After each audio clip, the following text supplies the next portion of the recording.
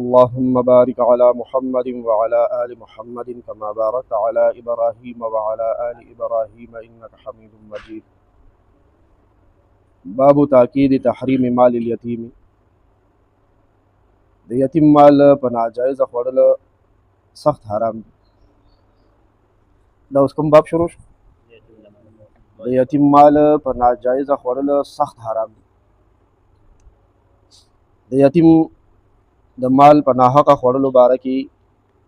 قرآن شریف کې الله پاک د عذاب دمکی ورکړي د وعید. سورۃ النساء 10 آیت دی. قال الله تعالی فرمایلی دی اعوذ بالله من الشیطان الرجیم ان الذين يأكلون اموال اليتامى ظلما. دې کې شک نشته کم خلق چې د یتیمانو مال په ناحقه خوري انما یاکلون فی بطونهم نارا. خبره دا د بل نه ده، دوی اچوي په خپلو خېټو کې هور، دوی په خپلو ګېډو کې اور اچوي. وسیصلون سعیرا، وان قریب به دوی سور هور د دوزخ ته ورغورځولی شي. په دې آیت کې چې د سورۃ النساء 10 آیت دی، د یتیمانو په مال کې ناجایزه تصرف کوونکي ته دا سی تعبیر تو شوی دی د جهنم اور خوري لګیا دی. دا د یتیم مال نه دی بلکې څه دی؟ د جهنم اور د سکروټي دی خوري. عام مفسرین خو د یتیم مال د جهنم سره تشبیه به طور کنایه په کنایه باندې حمل کوي چې دا کنایه ده چې د یتیمانو مال ناحقه خوړل داسې دي لکه گویا په خېټه کې اور اچوي ډکوي. او محققین مفسرین وایي کنایه نه ده، حقیقت دی. په حقیقت باندې د آیت محمول له حمل دی چې نن خو د یتیم مال خوري لګیا دی د وریجو او د چڼې میوې په شکل کې، د حلوا په شکل کې او د چرګ په شکل کې او د روټۍ په شکل کې. نو غوښه، چرګ، قورمه، وریجې، چڼه، میوه، حلوا دا خور نه دی، دا خوراک دی. خو اوس خوراک دی که نه؟ وروسته به د قیامت په ورځ پته ولګي چې دا هور دی او که خوراک دی. لکه یو سړی وي ماچس ډبې ورسره یې هغه وي دا هور دی، نو اور خو نه دی، خو کاغذ دی. او د لرګي خلی دي ورکړي، تیلي دي ورکړي، دا یې په سر مساله د اور کوم ځای دی؟ اور څوک جیب کې اچولی شي او دا خو د ماچس ډبې د جیب کې اچولی نه. خو که لږ دی د ماچس دا سر د دې ماچس د تیلي دی د ماچس د غاړې سره رګړو کو را دې ښکلو، بیا به درته خپله پته ولګي چې اور شته پکې که نشته. نو نن د یتیم مال د سرو زرو د سپینو زرو د پراپرټیانو په شکل کې دی، د خوراک څښاک د جنس او د نقد په شکل کې دی، د سرو د سپینو په شکل کې دی، د کالی په شکل کې دی. خو د دې نه به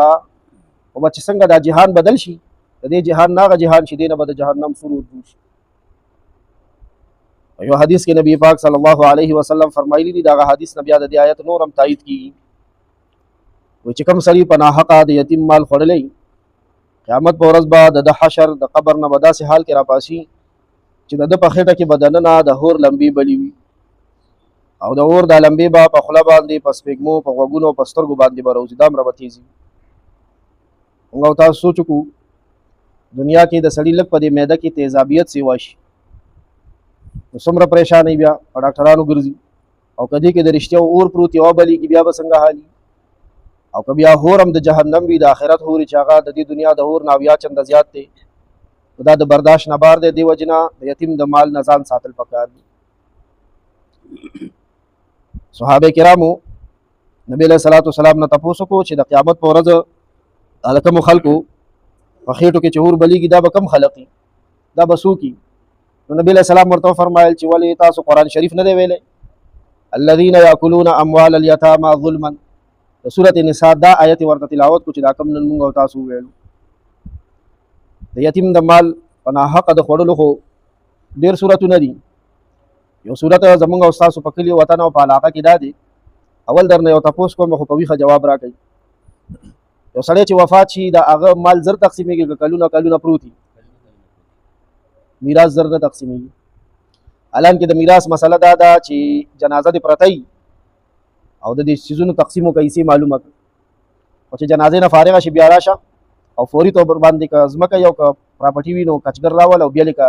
لور ته بیا له حصه بیا لکه زوی ته بیا له حصه بیا لکه نشته دا ترتیب. نو که کله داسې کار وشي چې پلار مړ شوی دی او په وارثانو کې نابالغ اولاد دی جنکې دی او کالکان دي نو په دې څو خو تاسو موږ نه زیات پوهېږئ چې د مور ورکې څومره حصه ده چې د سړي بچي شته دی د لور څومره ده د زوی څومره ده د مور څومره ده د پلار څومره ده دا حصې نه تقسیمېږي او سړی چې مړ شو د هغه د واسکټ او د بټوې پیسې هم ټولې ښځې ترلاسه کړي زموږ معاشره کې چونکې قرآن مجید باندې پوهه نشته دی عمل به نشته دی دغه ښځه ځان آلینال ګڼي چې ګینې زه بس واحد مالک یم د دې هر څه نو هغه به ځان باتور جوړ کړي د تختې حلوا او دیګ پوخ کړي درنې جمعې ورپسې شروع کړي په دې دا خیال چې زه دې مړي سره خیرخواهي کوم څلوېښتیانې ورپسې کوي درېیمه ورپسې کوي او تاسو خو خپل علاقه کې کتلی دي د درېیمې دیګ لاس اوچتولو دپاره د جمعې لاس اوچتولو دپاره چې د زیارت په ورځ وختي د ټولو نه لوی ضروري کار د دی دیګمار ته ټېلیفون یې ورته کړی سوال جواب یې کړی او په څلوېښتۍ خو بیا اووه شیزونه تیاروي زنانه ورته ویلي د خدای خبر چې دی کوم ځای نه دا ټکې راایستی دی اووه توکي به وي تیارې اووه شیزونه به تیارې او بیا خو هر ماښام استاد جي کره د هغه مړي ماښامۍ او لیټۍ او شیرنګړی لیږي او چې بیا څلوېښتي شي نو په څلوېښتمه ورځ ورپسې بیا هغه تیګړی رومال او هغه لوښی ني هم ورپسې استاد جي کره پرېږدي وي دا هم ستا شو په دې ځان پوه کړی چې دا دی د چا پردی بوساري خیرات کې دې کې خو د دې یتیمې جینۍ د یتیم هلک د ده ورکې حصه ده پوره د ښځې اتمه حصه ده او بقایا چې پاتې شي نو دوه حصې د هلک دي او یو حصه د جینۍ ده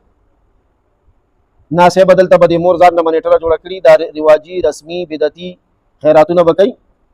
او استاد جي ته به م وایي چې ته راشه لاس پې پورته کړه استاد جي پې لاس پورته کړي ښه د مزې پهله ترې استاد جي ته وایي کېده نو چې استاد جي وخوړه که نه نو داسې نه ده چې ګینې د عام سړي په خېټه کې به اور بلیږي او د استاد جي د خېټې ته به اور نه لګي دا ګینې فایر پروف خېټه ده نه سر کې به دې ته مور لګي په دې کې به مور بلیږي او د یتیم مال چې پکې په ناحقه پروت وي که نه